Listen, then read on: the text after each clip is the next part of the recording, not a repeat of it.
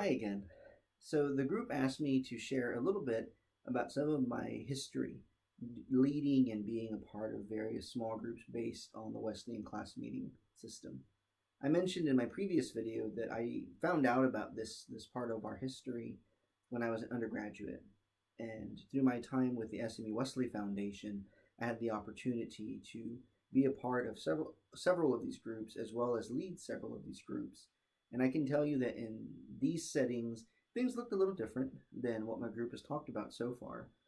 We broke these down by gender as well as by age. And so in the case of the campus ministry at SMU, we would have a special group just for freshmen. So you'd have freshman men in one group and freshman women in another group. Sometimes we'd have one or two of those groups depending on how many freshmen we had involved in the ministry. And then additionally, we would have for upperclassmen, sophomores, juniors, and seniors at the university, also divided by men and women. And I want to say most of the time we had anywhere from 6 to 8 small groups in total going on at the SMU Wesley Foundation.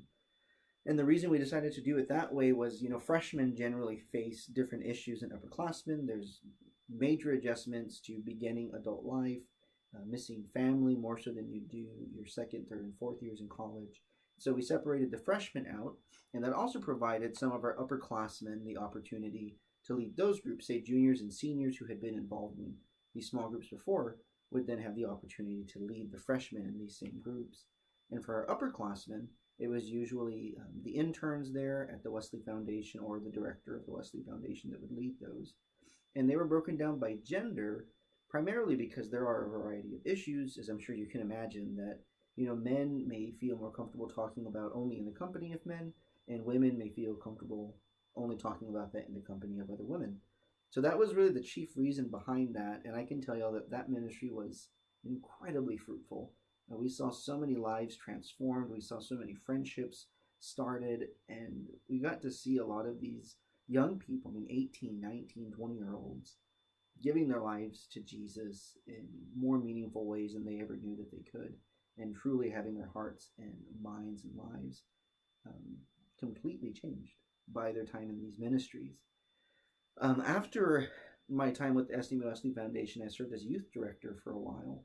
And while I was a youth director, we had a similar ministry, very similar to what I did with the campus ministry, where we had junior high and senior high separated.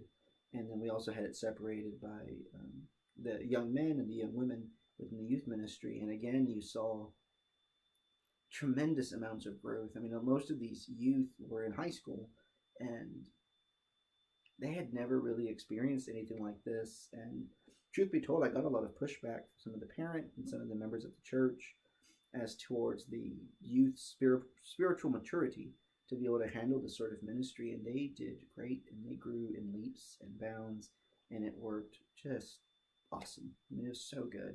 And here at my church here in McAllen, we started about 2 years ago with what we call seed groups now. And these are our small groups styled after Wesleyan class meetings. And we currently have 4 leaders trained. We have 2 groups going. One is an all-women's group that is beautifully intergenerational. And we have another group that is co-ed, primarily married couples meeting together. And we've seen really good stuff come out of that ministry as well. It's still growing, and there's still a lot going on here. But I'm happy to say we've got about 20 people in our church that are involved in these. And we're looking forward to starting some more small groups here at the church in the fall. And so it's a wonderful tool. And in my own life, in every one of these situations where it was leading or being a part of one of these groups, whether it's being with clergy, like I am now in this group, or supervising a couple of groups in my church, or even watching youth be a part of these life-changing ministries, it's been amazing. And oh man, the opportunities are endless for what this can do for your church. And I truly do hope that you're able to learn something from this workshop. And if you have any questions, of course, you can talk to me, talk to any of the other clergy in the group, and we'd be happy to help you in any way we can to help you get this sort of ministry started at your church. Thank you again so much. God bless you.